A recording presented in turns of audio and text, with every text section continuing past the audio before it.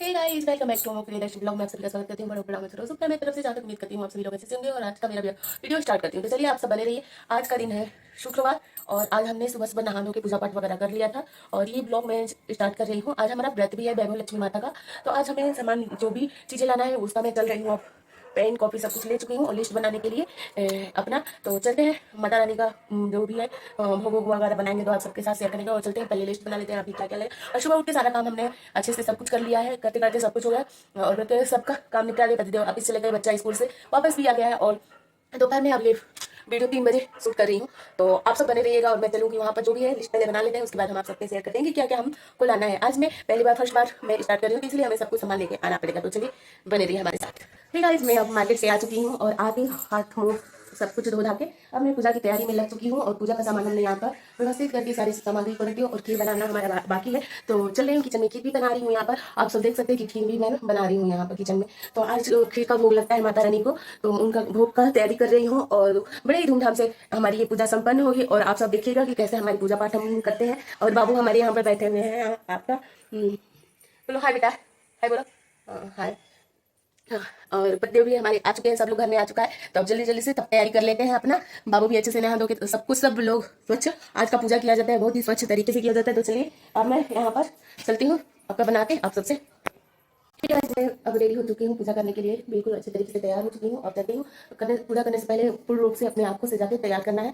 और तैयार हुआ क्योंकि बहुत ही विधि विधान से ये पूजा किया जाता है, जिसमें क्या होता है कि हमें अच्छे स्वस्थ साफ सुथरे कपड़े पहने होते हैं और इस पूजा में और 16 श्रृंगार किया जाता है। आप सिंदूर बिंदी लिपस्टिक आलता जो भी है अपना श्रृंगार आवश्यकता अनुसार कर लेते हैं। और यहाँ मैंने खीर बना लिया और पूजा की तैयारी स्टार्ट कर दी हूँ। अब चलती हूँ पूजा करने के लिए। तो आप सभी देखिए मैं कैसे करती हूँ आप लोग। हे गाइज, आप सब देखिए मैं पूरा रेडी होके अब आ गई हूँ पूजा करने के लिए। और पूजा में आप सब देख रहे हैं कि मैं बैठ चुकी हूँ और हाथ में अपना कलश ले ली हूँ। कलश में क्या होता है, सबसे पहले मौली बांधा जाता है, तो वही मौली बांध रही हूँ इस समय। मैं फास्ट कर दी हूँ थोड़ी सी वीडियो को मैं। और जितना संकल्प लिया लेना होता है उतना मौली बांध दिया जाता है। हम अपने हिसाब से किए, हमको उतना समझ नहीं था, जितनी जानकारी है उतनी मैं कर रही हूँ। जिस हिसाब से किताब में हमारा लिखा गया था पूजा करने के लिए, वो सारी चीज़ों का मैंने व्यवस्था किया। और चावल ली, चावल का ढेर लगा के वहाँ पर थोड़ा सा कलश को रखना था तो चावल वहाँ पर रखी और फिर कलश को स्थापना किए। कलश में फिर जल को भरा और जल भरने के बाद मैंने क्या किया, आप लोग का यहाँ पर पूरा फुल जल को भरना होता है। इसके बाद कुछ फूल वगैरह अंदर भी रख देते हैं, ऐसे करके फूल वगैरह सब कुछ कर दी। और इसके बाद हम एक कटोरी रखी, उस प्लेट पर हमें सोने की अंगूठी और गुलाब का फूल का पंखुड़ी निकाल के हमने वहाँ पर रखा और एक अंगूठी रखा आपका, क्योंकि सोने की अंगूठी या सोने का पात्र से या चांदी के पात्र से या रुपए से पूजा किया जाता है माता रानी का वहाँ पर। तो वही सब हम कर रहे थे, रख रही थी सारी चीज़ों को व्यवस्थित करके। पहले तो आप सबके साथ में ये वीडियो हमारा बाबू शूट कर रहे हैं, हर्ष बाबू। तो मैं वहाँ पर काम कर रही थी तो अपना शूट कर रहे थे।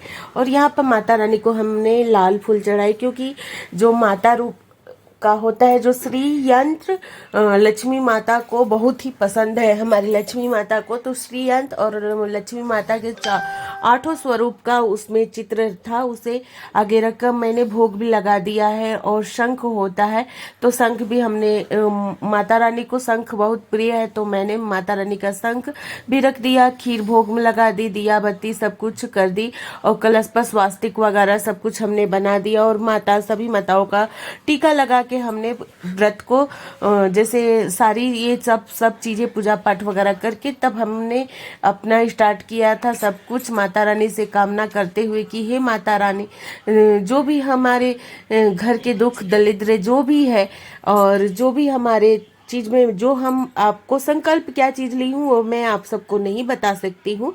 बस इतना है कि जो भी मैं अपने स्वच्छता से स्वेच्छा से संकल्प ले रही हूँ उसे माता रानी हमारी पूरा करे। फिर हम अपना पुस्तक लेते हैं वैभव लक्ष्मी का और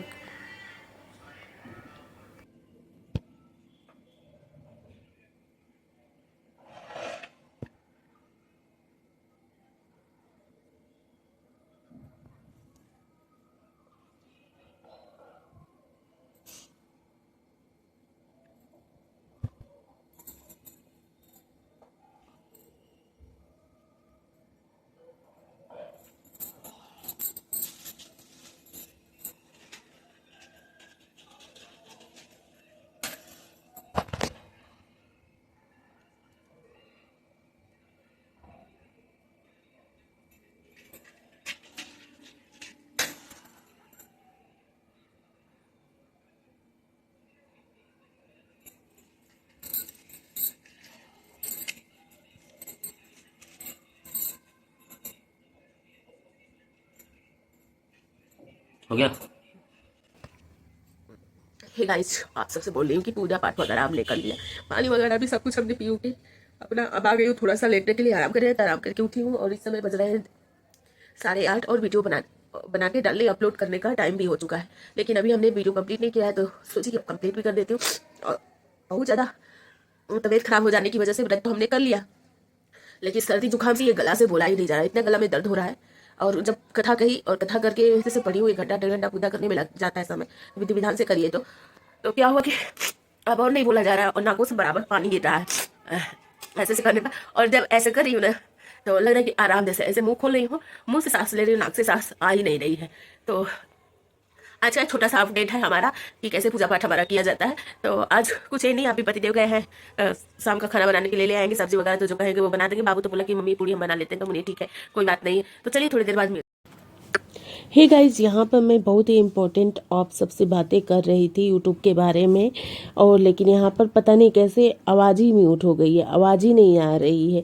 तो चलिए मैं आप सबसे जो बात कर रही थी, मैं कहूँ तो सच कहूँ तो अब मुझे डर लग रहा है यूट्यूब पर ये सब चीज़ें देख के कि परिवार से बढ़कर कोई धन नहीं है, परिवार को विशेष महत्व देना चाहिए।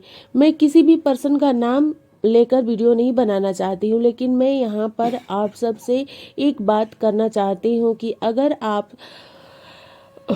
सबके सामने एक एक रिएक्शन का आप जवाब दे रहे हैं, तो फिर आप जब रिएक्शन कुछ देते हैं अपने चैनल पर बताते हैं तो अच्छा लगता है आपको सुनने में और सबको अच्छा लगता है। अगर वही दूसरा रिएक्शन देता है तो आप सबको बुरा लगने लगता है कि क्यों मेरे बारे में ऐसा क्यों कहा।